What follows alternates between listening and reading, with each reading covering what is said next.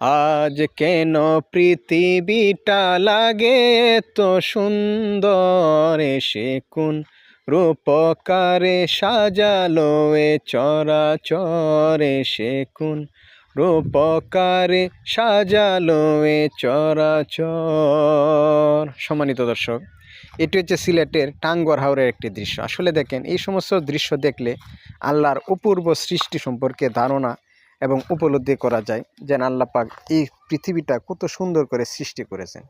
তাই এই গজলটা মনে পড়লো, আপনাদেরকে একটু একটা কলি শোনালাম।